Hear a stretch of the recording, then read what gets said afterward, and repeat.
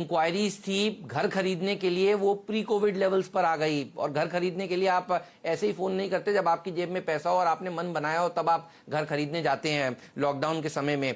अब बजाज फाइनेंस ने कल देर शाम जो अपनी कमेंट्री दी है वो वीरू कह रहे हैं कि मोरेटोरियम उनका देखिए घट गया है। और यही चर्चा हम लोग कल कर रहे थे जब इंडिया बुल्स ने अपने नतीजों में एक लाइन छोटी सी ये बोली थी कि मोरेटोरियम अब उनका पीक आउट हो गया है। तो मोरेटोरियम पीक आउट हो गया है, इसका मतलब ये बैंक्स में तेजी देखने को मिलेगी। बंधन बैंक ने अपने Q1 अपडेट जारी कर दिए हैं और वो देखिए बता रहे हैं कि लोन ग्रोथ 17% बढ़ी है, डिपॉजिट्स में 35% का उछाल देखने को मिल रहा है। इवन गोदरेज कंज्यूमर की Q1 की अपडेट्स की कमेंट्री अच्छी है। तो अभी Q1 के नतीजे देखिए इस हफ्ते के अंत में फ्राइडे से शुरू होने वाले हैं, TCS से आगाज होगा इसका। लेकिन जो Q1 के अपडेट्स दे रहे हैं, चाहे वो बैंक्स हो चाहे वो रियल एस्टेट कंपनियां हो, वो बहुत ही शानदार दे रही हैं। और इसीलिए 11,000 के बाद 11,200 की अब बातें करनी शुरू कर देनी चाहिए, मुझे तो ये समझ में आ रहा है। इसलिए तेजी देखने को मिलेगी भारतीय बाजारों में। तो 4 दिन से हम रैली कर रहे हैं,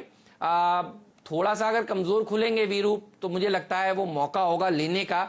4 महीने के हाइस पर भारतीय बाजार कारोबार कर रहे हैं। तो डेटा तो बहुत अच्छा है। हालांकि बजाज फाइनेंस कल देखिए क्या भागा, दिन के हाइस पर जाकर उसने समाप्ति दी। बंधन बैंक भी कल भागा है, लेकिन उन स्टॉक्स में भी डिप्स में अगर आप खरीदारी करेंगे तो आपको शानदार मौके मिलेंगे। और इनमें ये SIP वाले शेयर हैं वीरू। और पूरे लॉकडाउन में हम कहते थे B2H2 में SIP करिए और देखिए बजाज फाइनेंस क्या कह रहा है।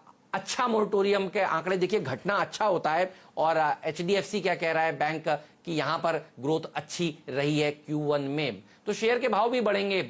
और ये देखिए 2 खबरें सबसे बढ़िया हैं जो इस हफ्ते हमारे पास हासिल हुई हैं। HDFC बैंक जिसके ऊपर कल हमने रिएक्शन दिया, बजाज फाइनेंस जिसके लिए हमने कल प्रीएम्प्ट करके देखिए तेजी करी है। ये संकेत वीरू बहुत ही अच्छे नजर आ रहे हैं। बैंक निफ्टी, लेकिन मेरा सवाल ये है 22,200 22,300 के कंजेशन जोन को पार करेगा क्या? डेटा कैसा बना है?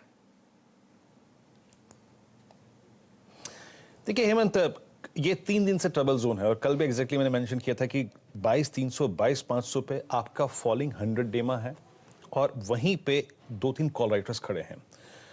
और मतलब 22,300 22,400 22,500 की रेंज में। याद रखिए आपका बेस जो है वो निकल के आता है करीब 21,750 21,800। यहां पर क्या है, अगर आप बैंक निफ्टी के पिछले 20 दिन के बिहेवियर को रीड करिए, डायरेक्टर साहब प्लीज एक बार चार्ट लेके आइएगा, जाके आप रीड कीजिए इसको 25 जून से लेकर टिल डेट तक, यानी आज तक। ये 10 डेमा पे आता है और 10 डेमा में करीब 20-30 पॉइंट के फिल्टर से नीचे जाता है और फिर रिकवर हो जाता है। तो मैं इसलिए कह रहा हूं कि आपको बाय और बाय ऑन डिप्स की अप्रोच रखनी है कहां तक, 21,700 21,750 तक का। ऊपर की तरफ याद रखिए ये एक ट्रबल जोन है।